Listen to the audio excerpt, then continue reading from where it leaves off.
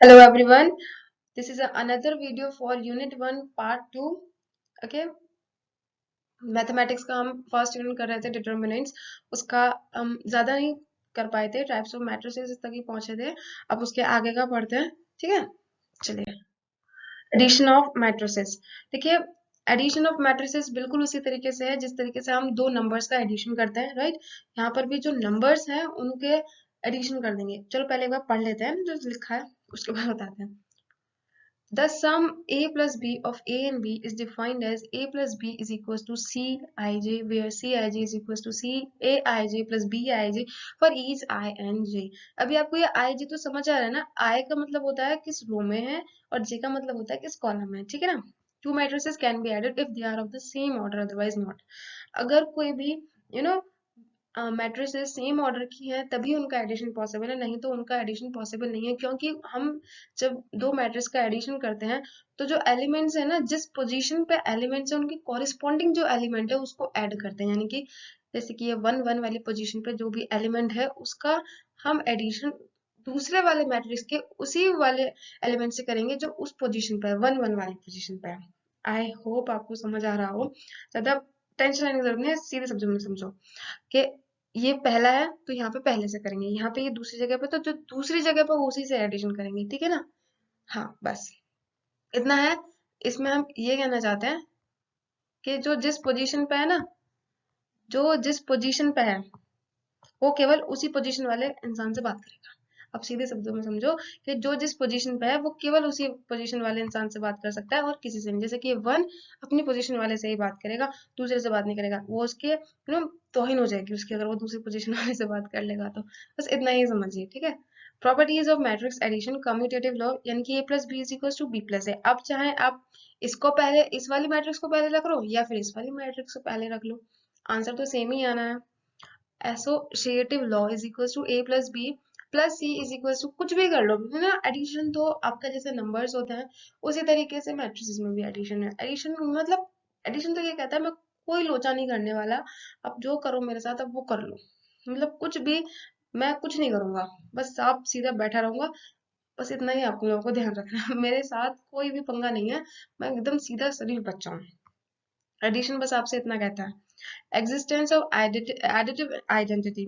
Additive identity यानी कि ये ना दो चीजें आएंगी यहाँ पे, एक तो एडिटिव आइडेंटिटी है और एक आपका एडिटिव इनवर्स है। तो जो एडिटिव आइडेंटिटी होती है वो ये होती है कि उसमें ऐसा क्या ऐड किया जाए ताकि वही आ जाए, राइट। एडिटिव आइडेंटिटी वो चीज होती है कि गिवन नंबर में ऐसा क्या चीज ऐड करा जाए कि वही आ जाए। अब जैसे कि आपको वन गिवन है, अब इसमें ऐसा क्या ऐड करोगे जिससे वन ही आ जाए, तो अपने साफ शब्दों में मैथ्स में तो हम जीरो ऐड कर देंगे, राइट। पर यहाँ पर मैट्रिसेस में क्योंकि ये पूरा डिब्बा होता है, ऐसा डिब्बा है, ये कितना बड़ा वाला डिब्बा है, तो यहाँ पर आप खाली जीरो से ऐड नहीं करेंगे, एक ऐसा मैट्रिक्स बनाएंगे जिसमें जीरो जीरो होंगे, राइट। एक आप नल मैट्रिक्स बनाएंगे तो वो उसका एडिटिव क्या होगा, आइडेंटिटी होगी। नाउ एडिटिव इनवर्स वो होता है कि जिसको प्लस करने से, एडिटिव इनवर्स वो होता है किसी भी मैट्रिक्स का, किसी भी नंबर का। अब मैं आपको नंबर के बेस पे समझाती हूँ कि वन में हम ऐसा क्या ऐड करें कि जीरो आ जाए, वो उसका एडिटिव इनवर्स होगा। वन में हम ऐसा क्या ऐड करें कि उसका आंसर जीरो हो जाए, तो आप इसमें -1 ऐड कर दीजिए, आपका आंसर खुद ब खुद जीरो आ जाएगा। तो वैसे ही एडिटिव इनवर्स में आप यही है कि आप उसमें ऐसी कौन सी मैट्रिक्स का एडिशन करें कि वो जीरो हो जाए, ओके। तो इसका ये कहना चाहते हैं एडिशन ऑफ मैट्रिक्स में एग्जिस्टेंस ऑफ एडिटिव इनवर्स, यानी कि अगर आप ऐसा कुछ करते हैं कि ऐसा कोई मैट्रिक्स ले आते हैं जो जिसका प्लस करने से वो जीरो हो जाता है, तो आप उसको चाहे पहले प्लस कर लो चाहे बाद में प्लस कर लो, बात वही है, ठीक है ना। कैंसिलेशन लॉ, कैंसिलेशन लॉ आप समझ रहे हैं, a plus b is equals to a plus c, तो यानी कि b is equals to c हो जाएगा। ये ना प्रॉपर्टीज थोड़ी ज्यादा इंपॉर्टेंट चीज नहीं है, मैं कहूंगी बेसिकली।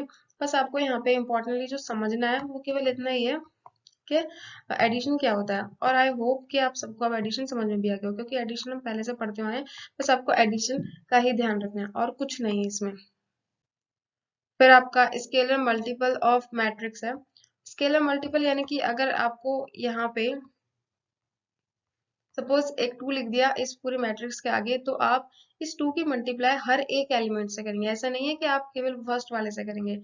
अगर कोई स्केलर नंबर आप किसी भी मैट्रिक्स के आगे जाकर के खड़ा हो जाता है तो आप उसकी multiply throughout the matrix करेंगे। दैट मीन्स कि आप उसकी मल्टीप्लाई हर एक एलिमेंट से करेंगे। Okay, multiplication of matrices. Matrices की मल्टीप्लिकेशन कैसे की जाती है? Let A is equals to, एक बार ना इसकी डेफिनेशन पढ़ लो, थोड़ा ना ऐसा लगेगा कि पता नहीं क्या है, और फिर उसको जब बताया जाएगा तो लगेगा अरे बहुत ही आसान है। ओके, तो let A is equals to, ये जो होता है बच्चे, ये एलिमेंट को रिप्रेजेंट करता है। ओके, और ये ऑर्डर को रिप्रेजेंट करता है। And B is equals to, जिसके एलिमेंट ये हैं, उसका ऑर्डर n क्रॉस p है। p two matrices such that the number of columns in A is equal to the number of rows in B. Two such matrices are said to be comfortable for multiplication. A is called as prefactor and B is called to be postfactor in the product AB, and multiplication is row by column. Okay?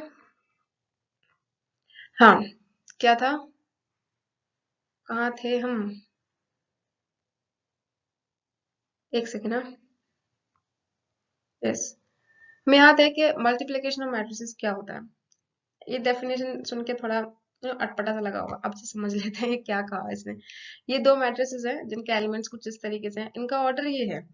पर एक ध्यान देने वाली जो चीज है वो ये है कि ए का जो नंबर ऑफ कॉलम्स है वो बी के नंबर ऑफ रोज के बराबर है। राइट, ये चीज नोटिस करने वाली है, ध्यान रखने वाली है। और मैं आपको ये बताना चाहती हूँ कि कोई भी दो मैट्रिसेस तभी एक दूसरे के लिए तभी आप उनकी आपस में मल्टीप्लाई कर सकते हैं जब उनके नंबर ऑफ रोज नंबर उस दूसरे वाले के नंबर ऑफ कॉलम्स के बराबर हो, उसके नंबर ऑफ रोज दूसरे वाले के नंबर ऑफ कॉलम के बराबर हो, तभी आप इनकी मल्टीप्लाई कर सकते हैं। और जो आप मल्टीप्लाई करेंगे उसके बाद जो एक नई मैट्रिक्स बनेगी उसका ऑर्डर होगा ये वाला m क्रॉस p। ठीक है, m क्रॉस p उसका ऑर्डर होगा। बस इस वाली लाइन में केवल इतना ही कहा था इसने। राइट, अब इसकी मल्टीप्लिकेशन कैसे होगी अब आप ये देखिए। सपोज ये आपका पहला मैट्रिक्स है जिसका ऑर्डर है 2/4, गिवन है यहाँ पे 2/4। इसका जो ऑर्डर है वो है 4/3। राइट, तो ये 4 4 सेम हो गया। राइट, तो इसका जो अब नया ऑर्डर निकलेगा मैट्रिक्स का, मल्टीप्लिकेशन के बाद जो एक नया मैट्रिक्स बनेगा उसका जो ऑर्डर होगा वो ये क्रॉस ये होगा। यही है 2 क्रॉस 3। अब इसकी मल्टीप्लाई कैसे करते हैं? अब क्या करेंगे कि आप इसकी मल्टीप्लाई इसमें करेंगे, प्लस इसकी मल्टीप्लाई इसमें करेंगे, प्लस इसकी मल्टीप्लाई इसमें करेंगे, प्लस इसकी मल्टीप्लाई इसमें करेंगे। फॉर दिस वन, ये एक एलिमेंट के लिए आपको इतनी लंबी मल्टीप्लाई करनी है। ओके, समझ रहे हैं आप लोग? इस सिंपल से C11 के लिए आपको इतनी सारी मल्टीप्लाई करनी है। देखो यहाँ पे लिखा भी है A1 into B1 plus A12 into B21। Okay, ये रो बाय कॉलम की मल्टीप्लाई है, रो इंटू कॉलम। ओके, और मैंने जैसे कहा था ना वो उसी से बात करेगा जो उसके लेवल का है। अब ये 1 1 है तो ये 1 1 से ही बात करेगा। अब ये इसमें थोड़ा सा ना सेकंड प्रायोरिटी है कि 2 पे आ गया तो ये 2 वाले से बात कर लेगा। चलो ठीक है, मैं कर लूंगा तुमसे बात। ठीक है, तो अब समझ गए ना, इसकी मल्टीप्लाई इसमें होगी प्लस इसकी मल्टीप्लाई इसमें होगी। ये पहले वाले एलिमेंट के लिए। वहीं पर ही सेकंड वाले इसमें यहाँ पे इसने C22 के लिए किया है। राइट, C22 के लिए क्या है, तो 22 यानी कि सेकंड वाली आप रो ले लीजिए और सेकंड वाला ही आप कॉलम ले लीजिए। ठीक है ना। अब इनकी मैं आपको एक और बता देती हूँ किस तरीके से आप इनको ढंग से और कर सकते हैं। जैसे C11 है यानी कि पहली ही रो लेंगे और पहला ही कॉलम लेंगे। यहाँ पे C12 है, अब पहली रो लेंगे बट दूसरा कॉलम लेंगे। ओके, इसमें क्या होता है ना कि हर एक एलिमेंट की हर एक रो की मल्टीप्लाई हर एक कॉलम से हो ही जाती है ना। जैसे यहाँ पे ये 2 रोज है, इन 2 रोज की इन 3 कॉलम से मल्टीप्लाई हो ही गई, तब ही जाके आपको ये एक दूसरा नया मैट्रिक्स मिला। ठीक है, आई डोंट थिंक मल्टीप्लिकेशन थोड़ी सी भी हार्ड लग रही है ना? नहीं लग रही होगी, आई गेस सो। कि इतनी हार्ड है भी नहीं मल्टीप्लिकेशन, बहुत से लोगों ने पहले ही पढ़ा होगा मल्टीप्लिकेशन कैसे करते हैं। पर जिन्होंने नहीं पढ़ा उनको भी हार्ड नहीं लग रही होगी क्योंकि बहुत आसान है। इस वाले एलिमेंट की मल्टीप्लाई आप केवल इसी में करेंगे, और ये फाइंड करने के लिए कि आपको कौन से एलिमेंट को फाइंड करना है मल्टीप्लाई के लिए, आप अपने गिवन वाले मैट्रिक्स में, आपका जो फाइनल वाला मैट्रिक्स है, जैसे कि आपसे किसी ने कहा कि तुम C23 की वैल्यू बताओ, तो तुम तो ये कहोगे अरे कैसे निकालूं, मुझे क्या पता। तो फिर आपको बस इतना देखना है कि कौन सी रो है, ये रो को रिप्रेजेंट करता है आई वाला पहले वाला, सेकंड रो है, और तीसरा कॉलम है। आपको इसकी फिर इसमें मल्टीप्लाई कर देनी है। Got that? Not that much difficult, okay? Now, some properties of matrix multiplication. Matrix multiplication is not necessarily commutative. यानी कि ये जरूरी नहीं है कि मल्टीप्लिकेशन जो है वो कम्यूटेटिव हो, यानी कि a into b is not equal to b into a. ये जरूरी नहीं है, कभी कभी ऐसा हो जाता है तो हो जाता है, but it is not necessary, okay? हाँ, जब हम नंबर्स की मल्टीप्लाई करते हैं तो वो कम्यूटेटिव होती है, but that is not valid for multiplication of matrices, okay? Associative law ये सेम रहेगा, a into b into c is equal to a b into c, okay? Distributive law of multiplication over addition, a into b plus c is equal to a into b plus a into c. ये कहना चाहते हैं कि जो multiplication है वो addition पे distribute हो जाती है, यानी कि अभी आपने ये b प्लस सी के, चलो अब एक मैट्रिक्स मल्टीप्लिकेशन का एग्जांपल देख लेते हैं, राइट? यहाँ पे if a is equals to this matrix and b is equals to this matrix, find a b and show that a b is not equals to b a। ये यहाँ पे हमें ये प्रूव करवाना चाहते हैं, जो मैंने आपको एक प्रॉपर्टी बताई थी, वो ये प्रॉपर्टी प्रूव करवाना है कि a b is not equals to b है। फर्स्टली आपको a गिवन है एंड देन b गिवन है, तो आपको a b निकालना है। जैसे कि मैंने बताया था, this into this plus this into this plus this into this gives this, right? पहला एलिमेंट देगा वो। और इसमें एक और कंडीशन आप लोगों को जो चेक करनी थी वो यही थी कि इसको आप क्या लिखेंगे, कितने का मैट्रिक्स है? 2/3 का मैट्रिक्स है ये, राइट? 2 इंटू 3। और ये जो नेक्स्ट वाला है ये 3/2 का मैट्रिक्स है, राइट? ये 3/2 का मैट्रिक्स है, ओके? तो मैंने आपको ये बताया था कि number of rose number of columns के बराबर होने चाहिए।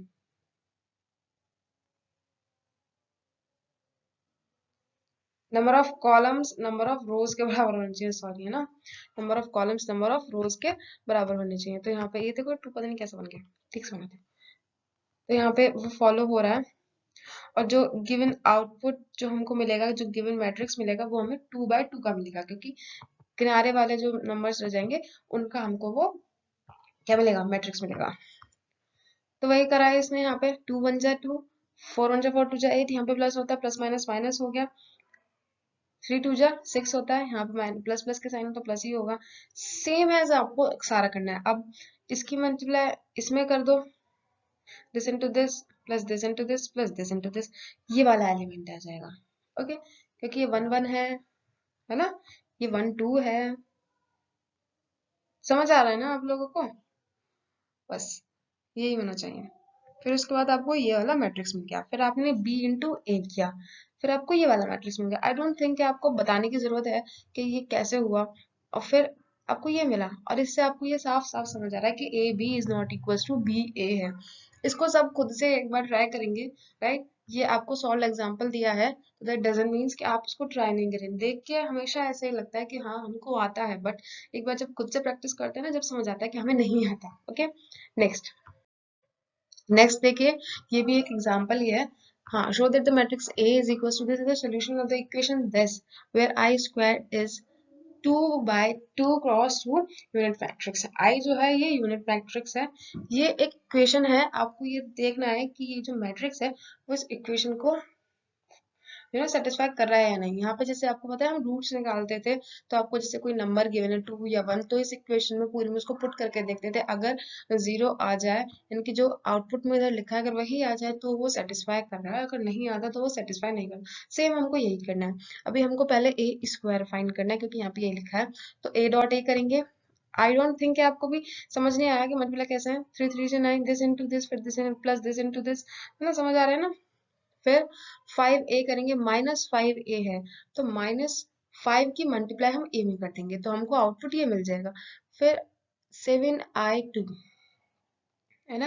ये नीचे 2 इसलिए लिखा है ये बताने के लिए कि जो आइडेंटिटी मैट्रिक्स है उसका ऑर्डर क्या है, उसका ऑर्डर 2 है, राइट। तो आपको ये मिल जाएगा 7 की मल्टीप्लाई जब हम करेंगे।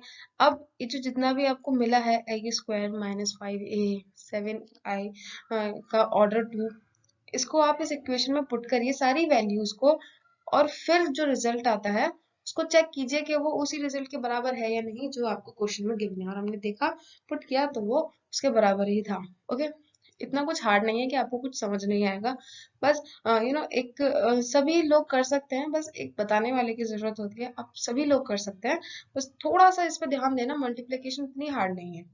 ओके, नाउ अभी हम एक बहुत इंपॉर्टेंट चीज पे आ गए हैं, adjoint of matrix। Okay, adjoint of square matrix क्या होता है? if A is equals to this be any square matrix, ये इसके एलिमेंट्स है such that Bij is equals to Aj, यानी कि ये कोफैक्टर्स का ट्रांसपोज हो गया, where Ji is a cofactor of A and the determinant this is called the adjoint of A and is denoted by adjoint of A for square matrix A of order। ये थोड़ी सी properties है, अभी adjoint of A मैं आपको समझाती हूँ, पहले आप प्रॉपर्टी देख लीजिए। determinant of adjoint of A is equals to determinant of A raised to the power n minus 1। ये प्रॉपर्टी हूबहू याद कर लीजिए। adjoint of A का transpose is equal to adjoint of A into उसका ट्रांसपोज। adjoint of A का transpose कर देंगे, ऐसा नहीं है। इससे इस वाली प्रॉपर्टी से हमको क्या हेल्प होती है कि आपको पहले कोई A दे दिया, फिर कहा उसका adjoint निकालिए, फिर आपसे कहा कि अब आप A ट्रांसपोज का adjoint निकालिए। अरे हम पागल है, एक बार निकालते फिर दोबारा निकालें, आपको ऐसा करने की जरूरत नहीं है। adjoint of A जो आपने निकाला था पहले ही, जो आपने adjoint of A निकाल दिया था उसी का ट्रांसपोज कर दो, तो आपको adjoint of A ट्रांसपोज मिल जाएगा। डिटर्मिनेंट ऑफ एडजॉइंट ऑफ ए जो होता है, जैसे कि आपके पास एक ए है, आपने उसका डिटर्मिनेंट निकाला, अब वो आपसे कह रहे हैं कि अब आप उसके एडजॉइंट का डिटर्मिनेंट निकालो, तो फिर आपको दोबारा से डिटर्मिनेंट निकालने की जरूरत नहीं है। आप क्या करेंगे, जो आपको ए का डिटर्मिनेंट है is equal to n minus one, यहाँ पे n क्या है, ऑर्डर, किस ऑर्डर किया हुआ मैट्रिक्स। समझ में नहीं आया होगा, चलो कोई बात नहीं, क्वेश्चन से समझ आएगा। Find the adjoint of the matrix है, आपको मैं एडजॉइंट ही कैसे सॉल्व होगा ये बताते हैं। ये आपको एक मैट्रिक्स गिवन है, आपको इसका एडजॉइंट निकालना है। The minor of the elements of the first row of the determinant, पहले आप लोग माइनर निकालेंगे। ओके, पहले आप हर एक एलिमेंट का माइनर निकालेंगे, हर एक रो के एलिमेंट का माइनर निकालेंगे। रिस्पेक्ट माइनर्स निकालने आते हैं ना सबको, तो ये नहीं बोलेगा कि माइनर्स नहीं निकालने आते। माइनर्स निकालिए, अभी उन माइनर्स का कोफैक्टर बनाएंगे और उसका एक मैट्रिक्स तैयार करेंगे, the matrix of the cofactor of determinant of A, right. Cofactor is equal to minus a row plus column. आपको पता है ना कि माइनर कैसे निकाला जाता है और कोफैक्टर कैसे निकाला जाता है। अभी ये आपके माइनर्स का क्या है, मैट्रिक्स है। ये जो है ये आपके कोफैक्टर्स का मैट्रिक्स है, और ये जो है ये आपके उसके ट्रांसपोज का मैट्रिक्स है, and we get adjoint of a. आपको पहले कोफैक्टर्स का क्या बनाना है, मैट्रिक्स बनाना है, और फिर उस कोफैक्टर के मैट्रिक्स का। देखिए आप लोगों को यहाँ तक तो समझ आ गया ना कि हम लोग पहले एक कोफैक्टर निकालते हैं, सॉरी माइनर निकालते हैं, फिर उसका कोफैक्टर निकालते हैं, राइट। कोफैक्टर तक तो सबको निकालना आता है, सब उसका फिर मैट्रिक्स बना लिया। जैसे फर्स्ट वाले एलिमेंट का 1 का क्या माइनर था और उसका फिर क्या कोफैक्टर आएगा आपको पता चल गया, आपने उसकी जगह पर रख दिया। फिर ये जो मैट्रिक्स आपको गिवन हुई है ये कोफैक्टर्स की मैट्रिक्स है, इसको एडजॉइंट ऑफ ए बनाने के लिए बस आपको इसका ट्रांसपोज लेना होगा, राइट। ट्रांसपोज भी सभी को लेना आता है, रो को कॉलम बना दो, कॉलम को रो बना दो, जो सो रहे हैं उन्हें जगा दो, जो जग रहे हैं उनको सुला। ओके, हाँ कहाँ थे हम, ट्रांसपोज पे। आपको ट्रांसपोज भी लेना आता है, बस इतना सा सिंपल सा होता है एडजॉइंट ऑफ ए। हाँ थोड़ी सी कैलकुलेशन आती है बट आसान ही होता है, ठीक है। अगेन कह रही हूँ, इसको एक बार ट्राई करना, खुद से हाथ से करके देखना। मैं यहाँ पे आपके साथ सॉल्व करवा देती पर लेकिन ये ना कन्वीनियंट नहीं होता है और उसमें ज्यादा टाइम भी वेस्ट होता है। तो टाइम बहुत प्रीशियस है यार, क्योंकि अभी एग्जाम्स भी आने वाले हैं, तो टाइम नहीं वेस्ट होना चाहिए, इसीलिए मैं इसी तरीके से फोटोज ला रही हूँ, ठीक है। अभी इन्वर्टिबल मैट्रिक्स देख लेते हैं। Let A be any n rowed square matrix in a matrix B if it exist such that A B is equal to B, A is equal to I, is called inverse of A। ये जो B होगा ये A का inverse कहा जाएगा। The inverse of A is denoted by A inverse। The inverse of matrix A is obtained by A inverse is equals to adjoint of A upon determinant of A। Okay, किसी भी matrix का अगर inverse होगा, अगर exist करता होगा, तो वो ये कंडीशन को सेटिस्फाई करेगा। ठीक है, और किसी भी मैट्रिक्स के इनवर्स को हम adjoint of A upon determinant of a करके निकाल सकते हैं। एडजॉइंट ऑफ ए मैंने बताया था अभी, पहले माइनर्स निकालो, फिर कोफैक्टर्स निकालो, हर एक एलिमेंट के कोफैक्टर निकाल के उसका एक मैट्रिक्स बना दो, उस कोफैक्टर्स के मैट्रिक्स का ट्रांसपोज कर दो, then we are going to get our adjoint. यहाँ पे एक इनवर्स निकालने का मतलब एक क्वेश्चन है, एक इनवर्स निकाल के देख लेते हैं। क्या था इनवर्स का फॉर्मूला, क्या था?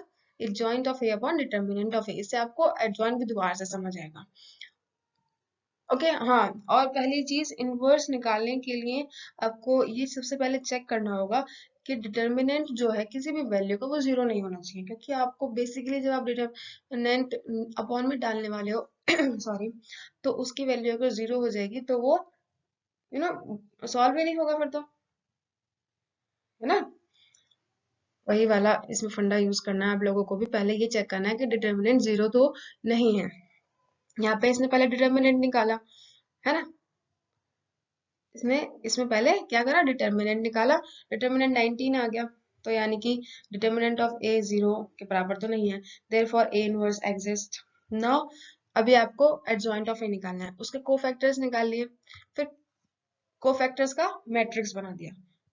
यहाँ पे डायरेक्टली कोफैक्टर्स निकालने, डायरेक्टली कोफैक्टर्स निकालना बहुत आसान है। Plus minus plus minus plus minus. कैसे करना है, पहले मैंने आपको वो बताया था ना, यहाँ पे प्लस माइनस प्लस, फिर माइनस प्लस माइनस, फिर प्लस माइनस माइनस, उसी तरीके से है, ठीक है ना? प्लस माइनस प्लस कंफ्यूज कर रहे हो। हाँ, कहाँ थे हम? कोफैक्टर्स, कोफैक्टर्स निकल गए, उसके बाद उसका एक मैट्रिक्स बना लेंगे, एडजॉइंट करने के लिए उसका ट्रांसपोज ले लेंगे, 2 5 10 ऐसे थे, अभी हमने ऐसे कर दिए रो में थे पहले, अभी कॉलम में कर दिए। फिर ए इनवर्स निकालने के लिए एडजॉइंट ऑफ ए अपॉन में डिटर्मिनेंट ऑफ ए कर दीजिए, हो गया सिंपल। कोई प्रॉब्लम तो नहीं है ना इनवर्स निकालने में, कोई प्रॉब्लम नहीं होगी। अभी थोड़ी सी प्रॉपर्टीज है इनवर्स की। Necessary and sufficient condition for square matrix to possess an inverse is that it must be non singular. Non singular यानी कि उसका जो डिटर्मिनेंट है वो जीरो नहीं होना चाहिए, should not be equals to zero. Determinant आता है ना कैसे निकालते हैं, the inverse of every square matrix if it exist is unique. Okay, किसी भी मैट्रिक्स जो है अगर उसका इनवर्स होगा तो वो हमेशा यूनिक होगा। ठीक है, कोई भी स्क्वायर मैट्रिक्स है, अगर उसका इनवर्स है तो वो हमेशा यूनिक होगा, अलग होगा, किसी का भी इनवर्स एक जैसा नहीं हो सकता। ए बी का inverse is equal to B inverse into A inverse. समझ रहे हैं, ये प्रॉपर्टी रिवर्सिंग प्रॉपर्टी है, ऐसे रिवर्स हो जाता है, मल्टीप्लिकेशन में जैसा था ना वैसे ही है। फाइंड द इनवर्स ऑफ, ये कंडीशन के बाद वाला क्वेश्चन है, और इस वाले क्वेश्चन में आपको नंबर्स नहीं गिवन। पता है जब नंबर्स होते हैं ना तो कैलकुलेशन आराम से हो जाती है, पर जब ऐसी आइडेंटिटीज होती है, ऐसे आईजे होते हैं, ऐसे सिंबल्स होते हैं, तो कैलकुलेशन करने में थोड़ी सी प्रॉब्लम होती है। Find the inverse of this where, ये आपको गिवन है कि अगर ऐसा कुछ आ जाए तो ये इसके बराबर होता है पहले हमने क्या करा, इसका डिटर्मिनेंट चेक करेंगे कि वो जीरो तो नहीं है। Basically it is not zero, है ना? इसमें यहाँ पे गिवन है a square plus b square plus c, ये यहाँ पे दे रखा था, तो यहाँ पे ये 1 के बराबर है, तो ये जीरो नहीं है। फिर क्या था, now the cofactors elements of the first row are, first वाली रो के क्या बोल रहे हैं, कोफैक्टर्स। फिर सेकंड रो के कोफैक्टर्स, मैट्रिक्स बना लीजिए, एडजॉइंट बना लीजिए, इसका ये हो जाएगा, इसका ये हो जाएगा, ये तो बता रहे हैं इसमें। अब ये मत कहना कि हमको सेकंड वाले का निकालना नहीं आता, ठीक है ना? इसका ये हो जाएगा और इसका ये हो जाएगा, ठीक है ना? हम्म, और ये माइनस क्यों आया, क्योंकि सेकंड रो के पहले वाले एलिमेंट क्या है, माइनस आता है। फिर उसका हमने एक मैट्रिक्स बना लिया कोफैक्टर्स का, फिर उसका ट्रांसपोज ले लिया तो वो एडजॉइंट हो गया। A inverse is equal to adjoint of A upon determinant of A, determinant 1 था तो आपका आंसर ये आ गया। अब आप प्लीज, मुझे पता है आप लोगों को थोड़ी सी शिकायत होगी कि ये फोटोज पे समझाना ना थोड़ा सा मुश्किल भी लगता है, पर लेकिन मैं क्या करूँ, थोड़ा जल्दी समझाने की वजह से ऐसा करना पड़ रहा है। आपको थोड़ा बहुत तो समझ आ ही रहा होगा, क्योंकि बहुत सारे जो बच्चे हैं यहाँ पे वो वही वाले होंगे, अधिकतर वो वाले होंगे जिन्होंने 12th में पढ़ा था मैथ्स। बहुत कम ही होंगे जिन्होंने 12th में मैथ्स नहीं पढ़ा था। और फिर भी कोई भी टेंशन नहीं लेगा। हम दोबारा दोबारा रिवीजन करेंगे ना, तो सब कुछ दोबारा से समझ में भी आ जाएगा। अब मैं फटाफट से सिलेबस खत्म करके दोबारा से रिवीजन करेंगे। Okay, solution of linear equation by the use of inverse of matrix. ठीक है, consider a system of linear equation. ये आपके पास लीनियर इक्वेशन है, आपको पता है ना लीनियर इक्वेशन ऐसी ही होती हैं। तो फिर अब हम क्या करेंगे, हम इसको एक सिंगल मैट्रिक्स इक्वेशन में कन्वर्ट करने की कोशिश करेंगे। तो ये जो वेरिएबल्स हैं, इनके आगे जो वैल्यूज है उसके एक मैट्रिक्स बना लीजिए, और ये जो वेरिएबल्स हैं इनका एक अलग मैट्रिक्स बनाइए, और जो इनकी वैल्यूज हैं उसका एक अलग मैट्रिक्स बनाइए। और कुछ इस तरीके से बनाइए कि जब आपका मैट्रिक्स बने और इन दोनों की मल्टीप्लाई हो तो यही आउटपुट आए। हमने वैसा ही बना लिया, a x is equal to b. Now let the determinant of a is not equal to zero. Okay, तभी तो इनवर्स हम फाइंड कर सकते हैं, so that a inverse exist uniquely. फिर उसके बाद हमने ए एक्स में ए इनवर्स की पहले से मल्टीप्लाई कर दी। फिर हमको क्या मिलेगा, a inverse into a x is equal to A inverse into b. A inverse into a 1 हो जाएगा, आई हो जाएगा, आइडेंटिटी मैट्रिक्स हो जाएगा। I x is equal to A inverse into b. I की मल्टीप्लाई किस में भी करो वो 1 की तरह है, वो वही दे देगा। तो x is equal to A inverse into B. अब x की वैल्यू निकालने के लिए आपको a इनवर्स की वैल्यू निकालनी पड़ेगी, और उसका b से मल्टीप्लाई कर देंगे तो आपके x की वैल्यू आपको मिल जाएगी। ठीक है ना।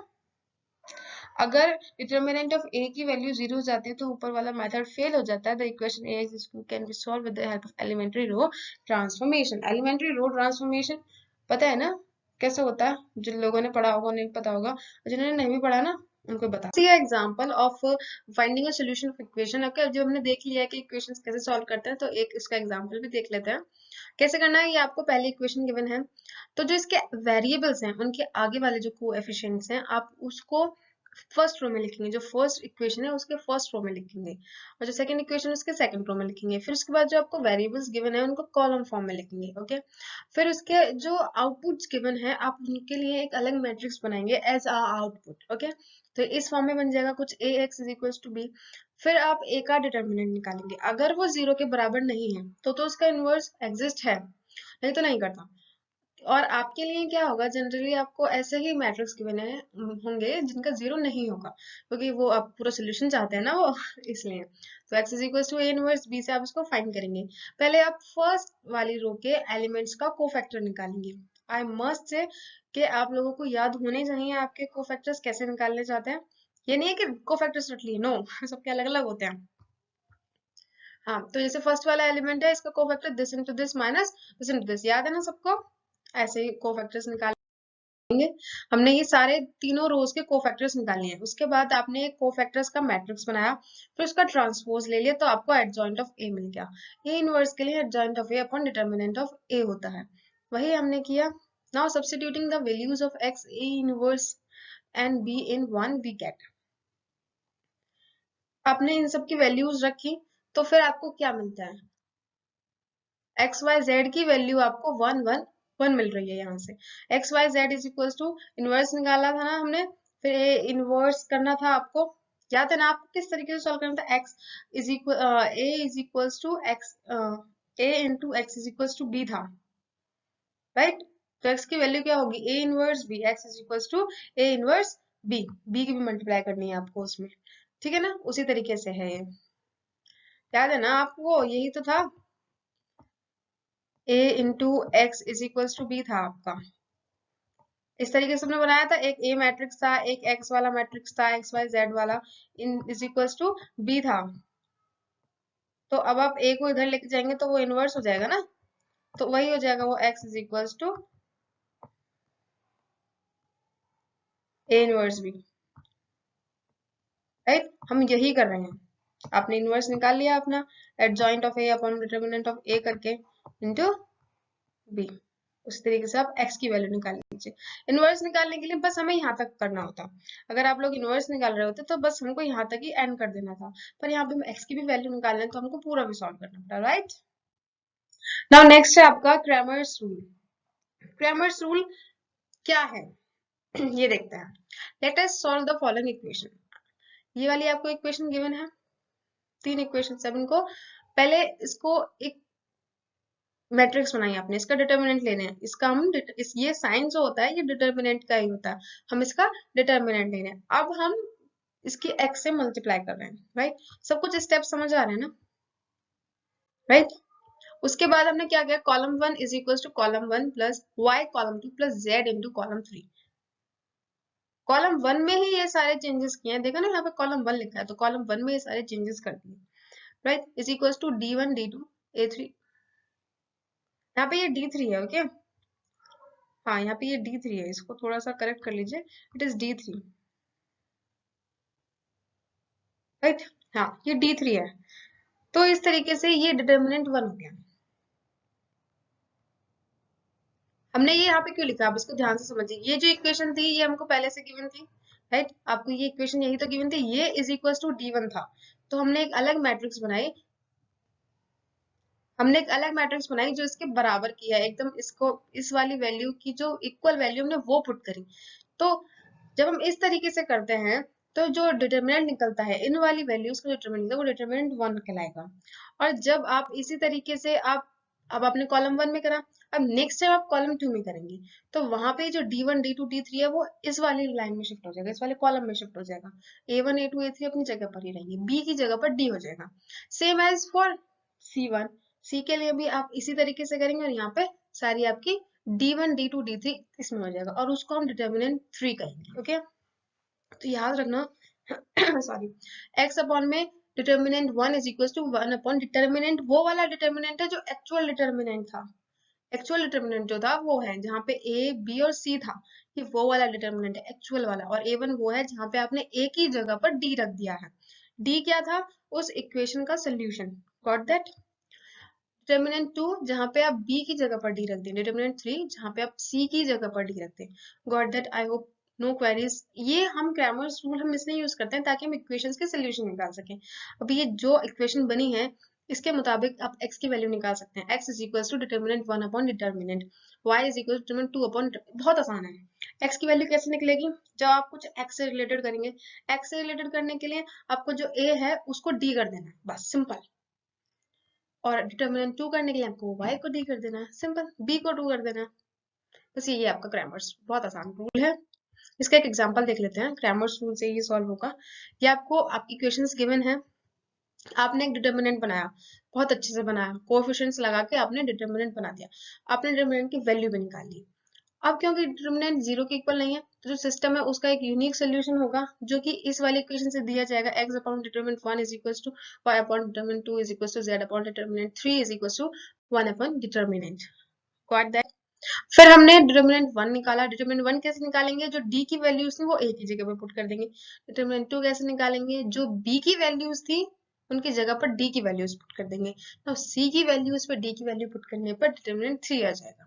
उसी तरीके से आप x1 की वैल्यू कैसे निकलेगी, डिटर्मिनेंट 1 अपॉन एक्चुअल डिटर्मिनेंट, उसी तरीके से y1 एंड z1 की भी वैल्यू निकल जाएगी।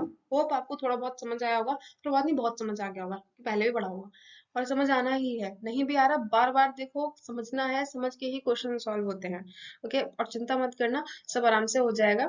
उसके बाद हम इसको एक बार जब दोबारा से रिकैप करेंगे ना सब कुछ, तो ढंग से और समझ आएगा, ठीक है। पहले स्लाइड आती है मतलब कि वीडियो खत्म हो गई, पर या यूनिट नहीं खत्म हुआ है, इसका इम्पोर्टेंट पार्ट रह रहा है अभी भी। और हाँ, मुझे पता है आप लोगों को बहुत जल्दी पड़ रही है सब कुछ करने की, बट जल्दी के चक्कर में खराब नहीं करना है, राइट। सब कुछ अच्छे से करेंगे हम लोग। अब बस एक ही वीडियो का आएगा, इस वाला चैप्टर है, उसके बाद ये वाला यूनिट खत्म हो जाएगा। अब आपके थोड़े ही यूनिट बचेंगे, limits and continuity, differentiation, integration and vector. जल्दी से कंप्लीट करने की कोशिश करूंगी, पेपर से बहुत पहले ही, क्योंकि अभी CFO भी करवाएंगे, होगा तो। पर अब चिंता मत कीजिए, मैं फिनिश करवा दूंगी। किसी का कमेंट भी आया था कि ये वीडियो जल्दी से अपलोड करनी है, तो पूरी कोशिश कर रही हूँ जल्दी से अपलोड करने की, पर जल्दबाजी के चक्कर में मैं खराब नहीं कर सकती ना, सब चीजें इफेक्टिव होना चाहिए, एफिशिएंट होना चाहिए, हरी में नहीं होना चाहिए थोड़ा सा। और थोड़ा सा टाइम भी लगता है स्लाइड्स वगैरह बनाने में, है ना। इसलिए मैं लिख भी नहीं रही हूँ, फोटोज ही डाल रही हूँ, बस इसीलिए, ताकि वीडियोस जल्दी बन जाए थोड़ा सा। बट आपको भी थोड़ा सा कोऑपरेट करना पड़ेगा, बट कोई बात नहीं, मैं जल्दी से करके और फिनिश करने की कोशिश करूंगी। तो wait for the next video, until then, code yourself.